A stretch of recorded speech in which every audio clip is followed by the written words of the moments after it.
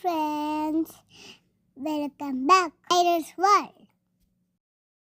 మేమైతే బెండకాయలు కట్ చేస్తున్నాం. హాయ్ ఫ్రెండ్స్, మా పెరట్లో బెండకాయలు అయితే కాసినాయండి. మేమైతే బెండకాయలు కట్ చేస్తున్నాము. ఈ బెండకాయలను అయితే మేము ఆర్గానిక్గా పండించుకున్నామండి. ఎలాంటి కెమికల్స్ అయితే వేయలేదు. మన ఇంట్లో మన చేతులతో పండించుకున్న ఏ కూరగాయలైనా మనకైతే ఎంతో ఆనందాన్ని ఇస్తాయి. ఈ బెండకాయలు అయితే చూడండి, చిన్న చిన్న చెట్లకే ఈ బెండకాయలు అయితే కాసినాయి. మేమైతే ఈరోజు బెండకాయలను అయితే తెంపుతున్నాము.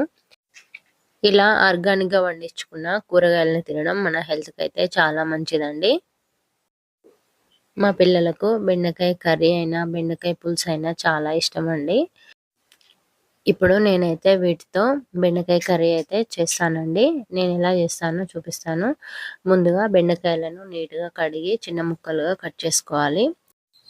నేనైతే బెండకాయ కర్రీని పచ్చిమిర్చి వేసి అయితే చేస్తున్నానండి.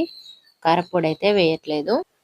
ఒక కడాయి తీసుకొని అందులో ఆయిల్ వేసుకొని వేడి చేసుకోవాలి. ఆయిల్ వేడైన తర్వాత ఎల్లిపాయలు, పచ్చిమిర్చి, ఆనియన్స్, పోపు దినుసులు, ఎండుమిర్చి వేసుకొని ఫ్రై చేసుకోవాలి.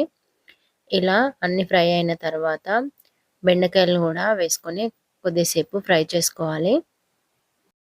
బెండకాయ ముక్కలు కొద్దిగా ఉడికిన తర్వాత అందులో పసుపు వేసుకొని కలుపుకోవాలి. ఆ తర్వాత చిన్న ముక్కలుగా కట్ చేసి పెట్టుకున్న టమాటోలను కూడా వేసుకొని కొద్దిసేపు ఉడకనివ్వాలి.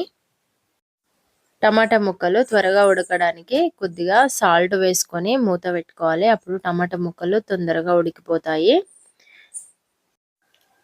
ఒక 5 మినిట్స్ తర్వాత మూత తీసి చూస్తే టమాటాలు అయితే ఈ విధంగా ఉడికిపోయాయి. చివరిగా ధనియా పౌడర్ వేసుకొని కలుపుకోవాలి.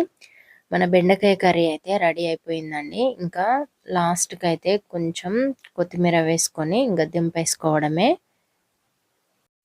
ఈ వీడియో కనుక మీకు నచ్చినట్లయితే ఒక లైక్ చేయండి, సబ్స్క్రైబ్ చేయండి.